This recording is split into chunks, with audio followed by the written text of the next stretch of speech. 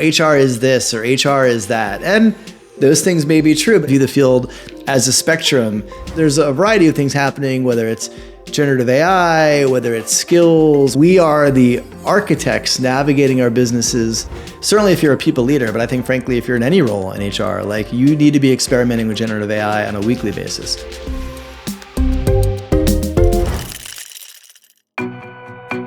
Welcome to Future Work, the podcast about a happier future of work and the role of people and technology within that. In today's episode, we explore how HR can be a powerhouse for business transformation in the age of AI and remote work.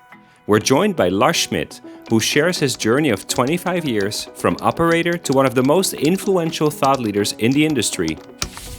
We delve into how HR is not just a support function, but a critical driver of business strategy, especially in times of AI, and what leaders in HR and across the organization can do to future-proof themselves and their teams. So let's dive in.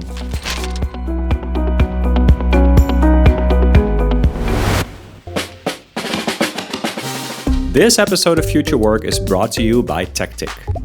Does your hybrid office feel like chaos? Who's in the office? Where are they sitting? What meeting rooms are available? Luckily, I have a solution for you.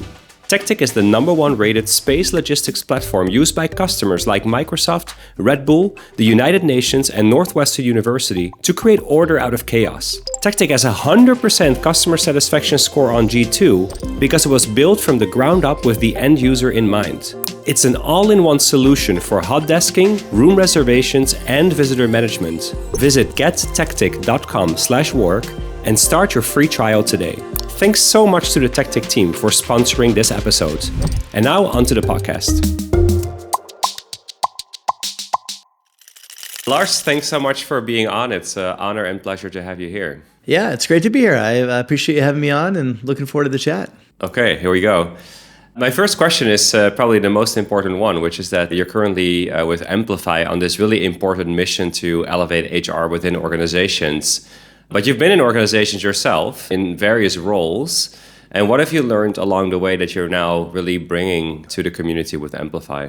Oh, wow. I mean, I've been doing this for a while. So I'm a little over 25 years at this point. So, the first 15 years of that was in-house. So I was in an operator role running global kind of recruiting and talent teams. And then the last 10 years has been more of an entrepreneurial role, building communities and doing consulting and advisory work and search. So, over those years, I've accumulated a lot of experience, and I kind of had this interesting perch on the industry where, I'm not inside now, like I'm an entrepreneur on the outside of the industry. I'm not in an operator role today.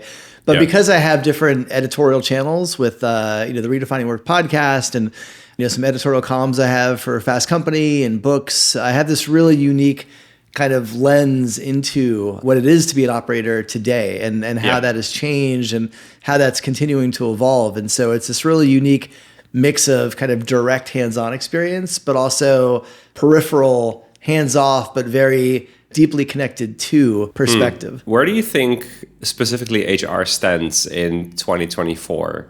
So we all know there's a couple of mega trends, and obviously you're talking about it on your podcast and in your newsletter.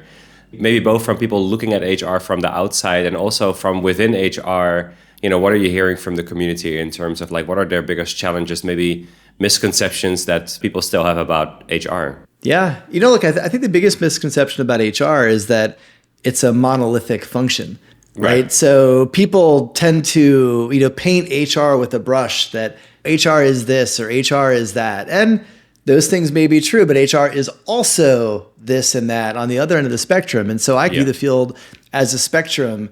And the way that we approach our work at the leading edge of the spectrum is very different than the way that we approach the work at the other end of the spectrum, that kind of more personnel, transactional mindset. So I think that's the biggest misconception of the field. I think in terms of the kind of mind of practitioners today, people are tired, people are burned out, people are stressed. We've seen obviously this economic condition that we've been navigating globally over the last 18 months has certainly taken its toll on our field pretty extensively. And so, there's many people who have been put out in the job market. There's other people who are, fortunate to have their jobs, but now are asked to maybe do more with less as their teams have been cut. But the expectations of what they'll deliver haven't necessarily, nor, Yeah. the budgets may be contracting as well. So it is a difficult time, I think, to practice, to do this work in the environment that we're in today. But I also think it's, there's an element of this, and I'm an optimist, and I'm not in the operator seat. So it's easier for me to have this perspective, and I'll own that. But I think that we're also at the kind of vanguard of so much change in work itself, right? Not just HR or people or talent or however you view the function, but work itself, the very nature of work. And we are driving that change. We're at the leading edge of that change. And so there's a variety of things happening, whether it's generative AI, whether it's skills, so many things I'm sure we'll get into in the conversation, but we are the architects navigating our businesses through all of that. And that's pretty exciting for the field. But yeah, the last 4 to 5 years, really since COVID, have been a pretty, just turbulent time for us, because it was just thrust into one massive, seismic change and shift after another, from geopolitical conflict to remote work to war to political instability to AI. To the layoffs and the economics we've seen the economy over the last 2 years. So we've been through a lot as an industry, and we continue to be. But I think there is, while it's a challenging time, there is still room for optimism, and then I hope we hold on to that.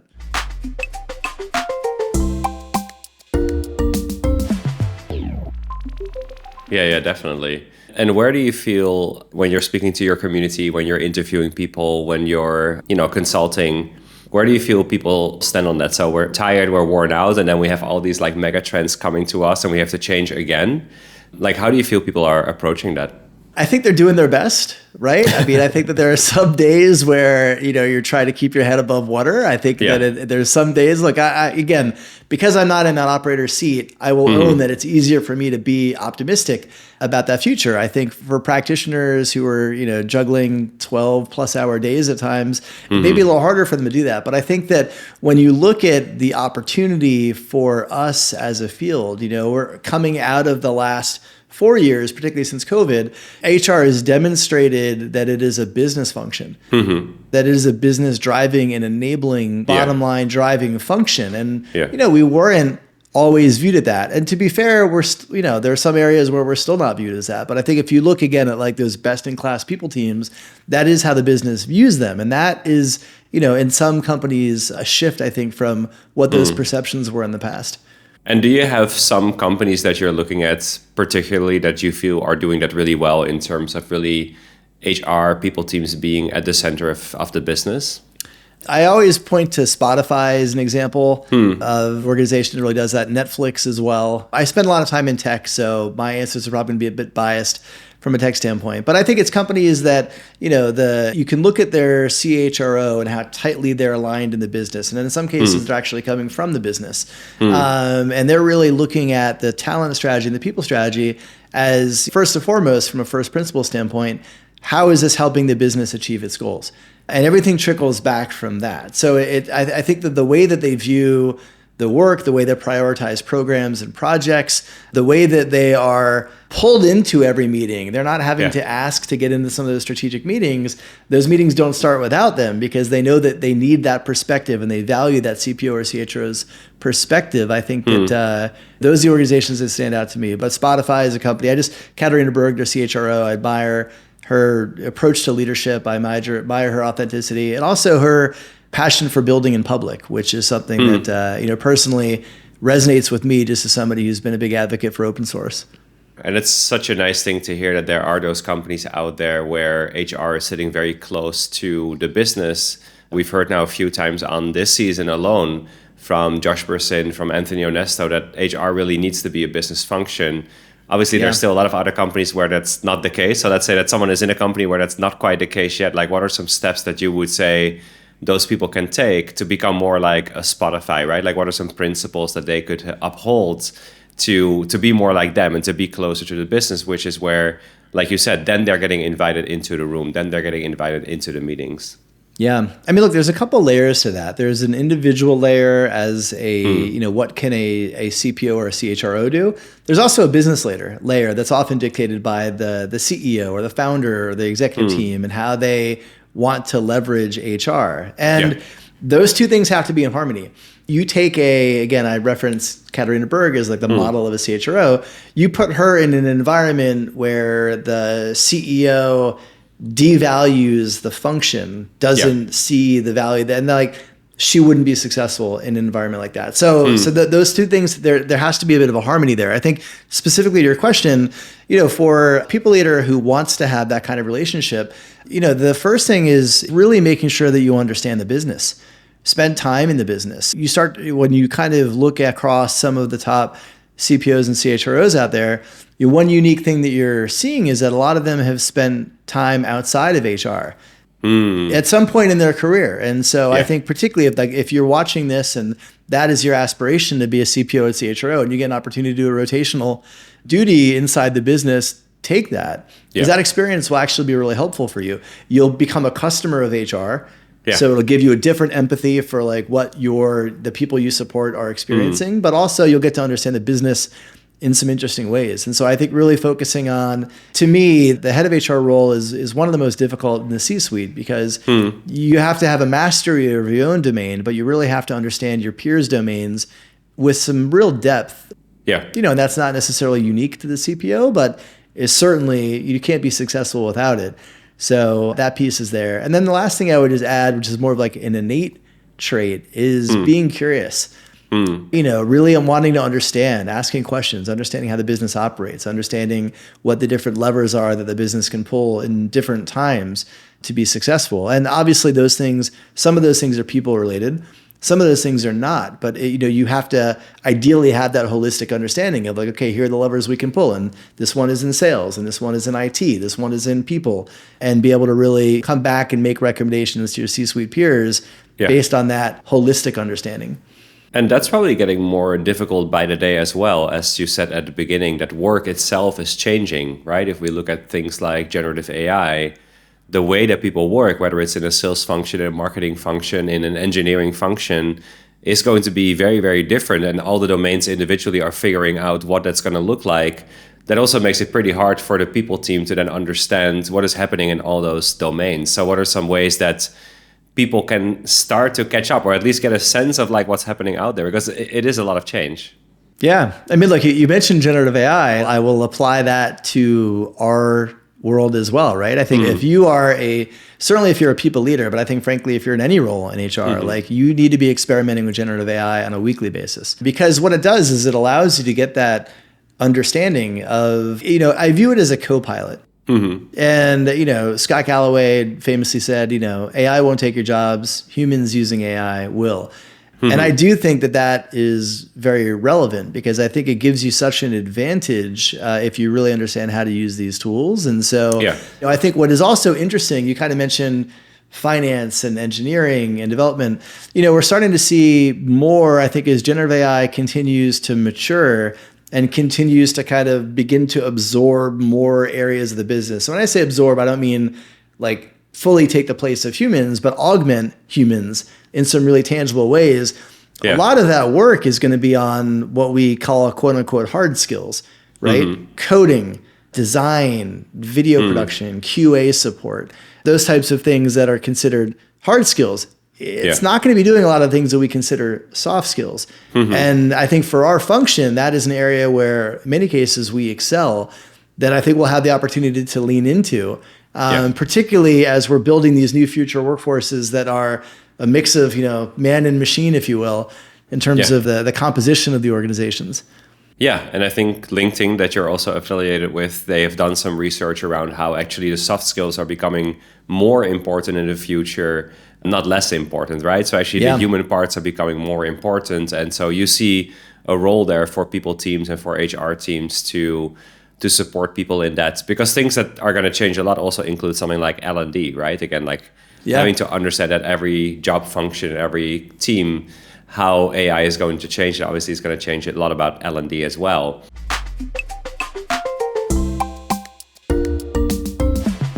So you're doing a lot of things to support people to level up and to get ahead and to find new roles. So can you share maybe a little bit about what your empire looks like today? Because it's getting more and more impressive by the week, I would say. What does it look like today, and how are you supporting people on that journey?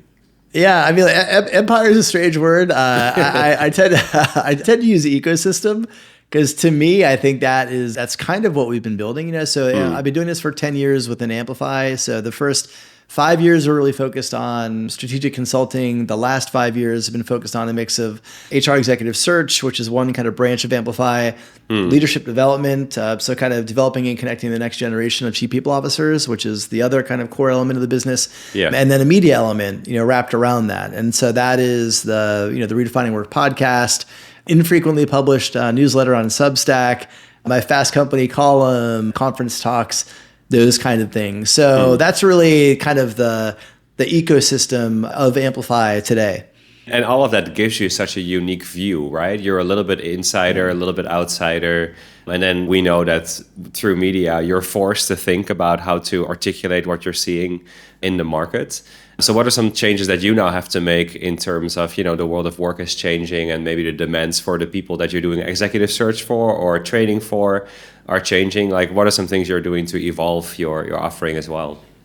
As you mentioned, I have a unique kind of lens on the field because of all of the different elements of the ecosystem. And that gives me a pretty good read on where things are heading and future trends. And when I say future trends, I will never call myself a futurist. There's people much smarter than I am who have earned that title, and I will not use that title. But I think that I'm good at connecting the dots, and I'm good at identifying trends that we have to start planning for before they're here kind of fully. When I think about the trends that we're having to now begin to prepare for, AI is certainly one of them. I think talent fluidity and mobility is another, right? People aren't looking to work for your company for 5 years or 10 years, and employers aren't making those guarantees anymore, right? I think we're moving towards more of a just general kind of free agent, tour of duty, to quote Reid Hoffman's view on the employer-employee relationship. So I think that's a big shift. And then I think skills as well, and that's compounded by AI. It's compounded also by talent mobility and fluidity, right? So we have to be better at skilling and reskilling and upskilling and identifying what skills we have and what skills we need. So to me, those are three big kind of meta trends that are happening in the industry that we have to start preparing for. And so I think when I think about the search business and the type of CPOs that we look for, when I think about how we're developing and supporting the Amplify Talent community members to be ready for that environment, how we're developing content as well, it's with an eye towards some of those big kind of forward-looking trends and trying to make sure they're prepared. Like our mission in Amplify is to build a better world of work by elevating the field of HR. And so, for me, for us to do that, if that is truly what drives me, it's important for me to kind of understand there is no such thing as future-proof anymore, but how are we more future resilient, right? And I think that's where I try to find ways to add value. So you got to stay extremely agile so that no matter what the future brings, that you're ready for it. So one of those mega trends you mentioned is around skills. So maybe you can share a little bit more about what that looks like, maybe for people who are not so familiar with it yet. What this shift towards skills-based work looks like, and again, how can we prepare for that? Maybe as an HR, okay, what about as a team leader, as a people leader? What about as an individual in the workforce right now? What does the shift look like, and how can we all prepare for it? Skills has kind of been a buzzword in the space for a while. We've been talking about it for a while, but I think what is shifting is, the way that we think about, I think the average skill shelf life right now is 2.8 years. And again, I'm sure there's data that's kind of prevailing data. I'm sure that there's data that may make that longer or shorter, but it is shrinking. That is, universally kind of understood. That means a certain skill you possess, it evaporates over time. Yeah, it does. And so I think if we're not creating environments specifically within the people function, we're not thinking about our strategy from a talent mobility and development standpoint, how we're identifying, future skills, how we're identifying those skills that are expiring, how we're kind of identifying skills in people in different teams from a talent mobility standpoint.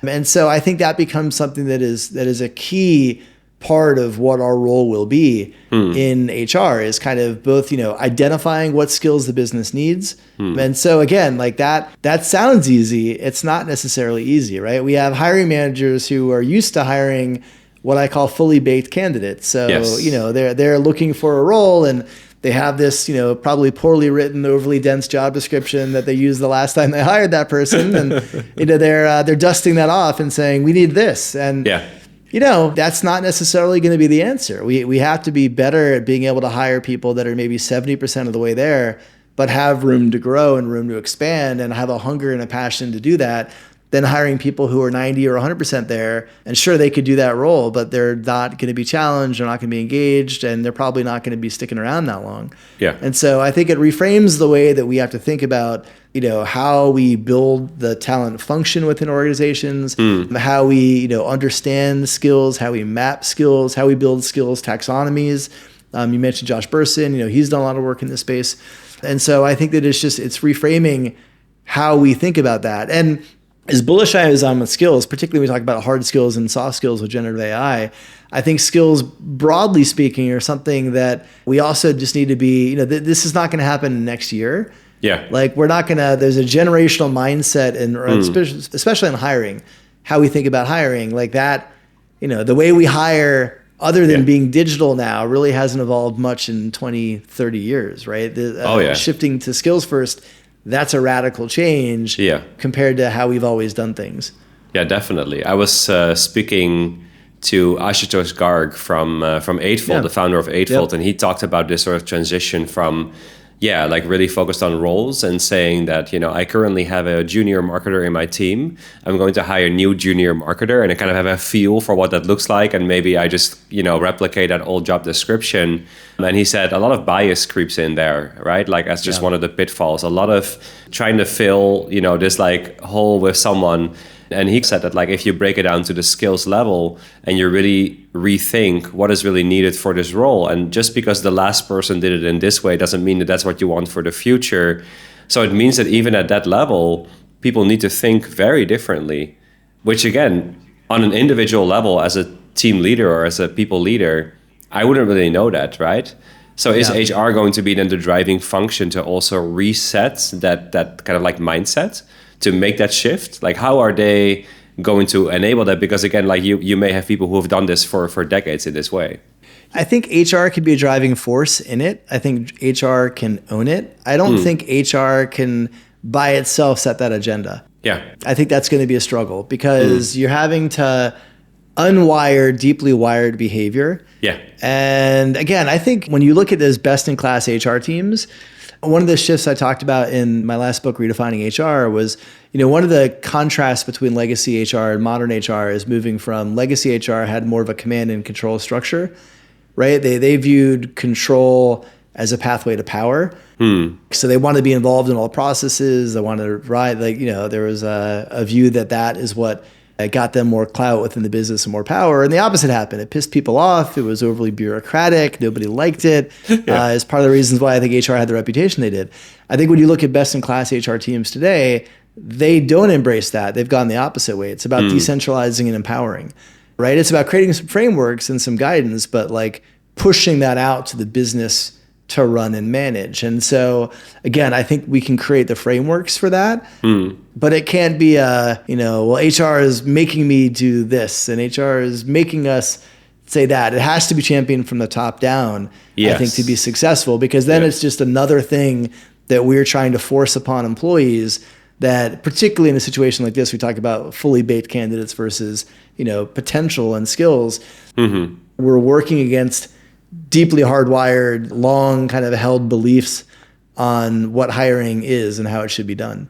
Yeah, definitely. And obviously that's where, people are so used to doing it in a certain way, and they will also question why suddenly it doesn't work anymore, right? Because maybe they're not so close to that research. They maybe haven't seen the data.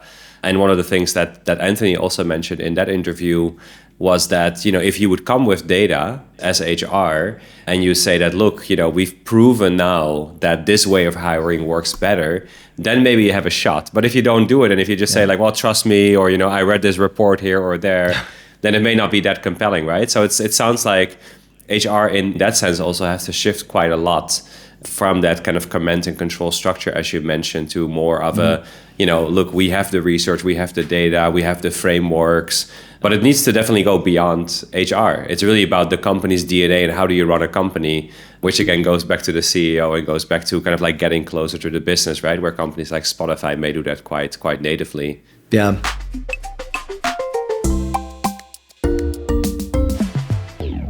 So very curious then about the upcoming years, right? So AI obviously is going to be making a huge impact, not only in the business, but also in HR itself. How are you looking at some of these new platforms like maybe Eightfold? I interviewed Barb Hyman from Sapia, AI recruiting, these kind of platforms. Like, how are you looking at that?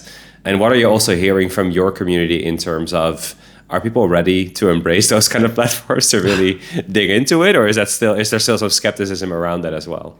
Yeah, first, I think there's definitely interest, there's curiosity, there's skepticism as well. I think there's so much hype around AI now that it's like everybody's talking about how they have this like magical AI solution to whatever ails you, right? It's like the healer. AI is the healer. Like whatever it is you have a problem with, we're gonna put some AI on that. That's gonna take all your pain away. We know that's not the reality. There's a lot of challenges with AI. We're in the early days still of this new kind of generative AI driven wave of AI. But I think that there is general, curiosity. There's, excitement about the potential, but also some nervousness and uncertainty. So I think the speed at which this is rolling out, given the backdrop that the field is in that we kind of discussed, that, also kind of makes it hard, right? Because again, the trends around generative AI are so buzzworthy. You're hearing so much about them in the news. Your CEO is reading articles about them in HBR or Fast Company or wherever else. And they're, hey, where are we using? So it's like they're getting downward pressure. They're getting upward pressure. There are some real great use cases for these tools, but many of them are not super, them meaning kind of CHROs and CPOs, unless they have teams that can support them. They may not be individually super fluent in kind of how and where to use these tools. Yeah. So that's kind of, I think, how they're responding. I think in terms of my thoughts on these tools, I think there's tons of potential in them. I think depending on the tool, like something like Eightfold, I think is super powerful, but obviously you need a certain data set for that to be helpful. If you're a startup or a smaller company, you're not necessarily going to have the data to model the LLMs or the budget. Or the budget, right. That's a good point. Or that. So, I think for larger enterprise organizations, that's a tool that makes a lot of sense. Yeah. And just to disclose too, I am on their advisory board. So I always disclose if I talk about a company that I'm on an advisory board for. But I joined years ago because I was bullish on even then, before we hit this wave of generative AI. I think other tools that are coming up are interesting. What I'm really most interested in, I'm certainly interested in those tools at the enterprise level. I'm particularly interested in the tools at an individual level. Yeah. I think to me, it's like, AI is not new. Generative AI is not new. What is new is, since ChatGPT's release in November 2022, is the consumer grade applications for these tools. And so I'm excited about the ability for every individual. I had Guy Kawasaki on my podcast a couple of weeks back, and obviously he's been creating content and writing books and writing blog posts for decades. Yeah. He took all of his content and loaded it into a custom LLM that he's calling like Kawasaki GPT. Amazing. And he's like, this will, if people ask me to write a foreword for their book or like, give me a quote on something else, like, maybe I'm not feeling it at that moment. I'm not, I can like plug that command into this. Yeah. And it's going to give a response. Like people come to me for advice on technology. Yeah. I'll plug that into here. And he's like, it's amazing, the quality of the output. And so again, like I just think there's so many creative use cases for individuals to be able to leverage these tools. And I'm actually at this stage, because I think we're still kind of, in the early stages of the maturity model of, where we're going to use these in enterprise HR tech. I'm more bullish on and curious about and personally experimenting with how we could use these on an individual basis. Yeah, and that's what you see in a case like Moderna, right? They just released this kind of report on how their partnership with OpenAI, how it actually rolled out. And they said that it's really not about Moderna thinking about how do we invent the next medicine with AI. It's actually just making everyone on the team, X 10% more productive and more effective, right? And they made it a mandate that everyone uses ChatGPT. And the CEO said, people should not use it less than 20 times per day. They created 250 custom GPTs, and through that, made huge impacts in terms of how efficient that they work, right? Without doing any huge enterprise platform. It was really just about getting people individually to use the technology. And that's a much easier place to start than, making a huge bet on a big platform. So I definitely like that perspective.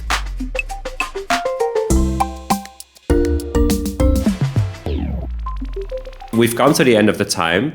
So I just want to ask one final question, which is the same one for everyone, which is your wish for the future of work.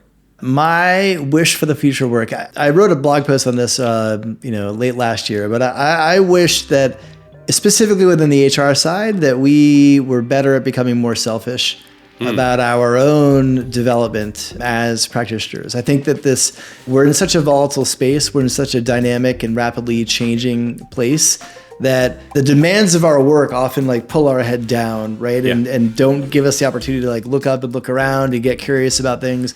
And I think sometimes we feel that, we don't have time to do those things, to invest in ourselves, to learn, to, listen to this podcast or read that article or check out that new interactive app that everybody keeps sharing, or the next generative AI platform that is out that people are being to play around with. Yeah, if we're not staying curious, if we're not being selfish about our own development, we're not going to meet this moment. I think particularly as generative AI, takes on a bigger part of the workforce. So I think it's an imperative that we do that. And in doing so, we're actually bringing more value. The Moderna example is a great example, right? If you figure out as an individual how to leverage some of these generative AI tools to become 10% more productive, who's going to benefit from that? You're going to benefit from that. Your employer is going to benefit from that. Your future self is going to benefit from that. Yeah. So specifically taking that question to our field, I want to see our field be more selfish with their own development and their own learning and their own growth. I love that. Okay, wonderful note to end on. Lars, thanks so much for being on. Yeah, thanks so much for having me.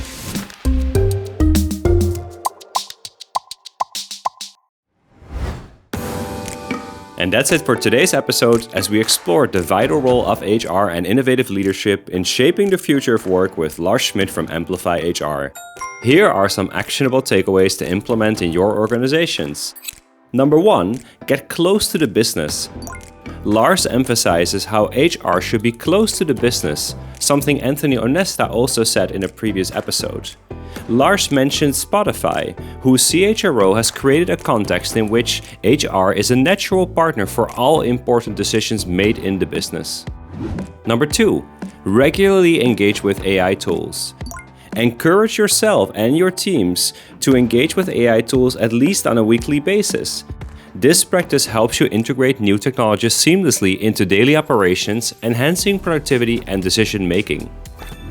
Number 3, emphasize skills development. Focus on continuous learning and skills development within your teams. Most skills will expire within 2.5 years. With the rapid pace of change in job requirements, fostering a culture of growth and adaptability is crucial. And number 4, foster talent mobility. Implement strategies that support talent mobility within the organization. This means you not only prepare your workforce for future needs, but also helps you retain top talent by providing them new challenges and growth opportunities. And make sure you learn yourself as well. While we're all stressed and burnt out, Lars agrees that we're on the vanguard of a new world of work, and HR is leading that change. Lars's wish for HR? Be more selfish. Join me again next week when I interview David Papenholz, the founder of PeopleGPT, which brings ChatGPT to recruiting. Subscribe for updates at flexos.org/futurework.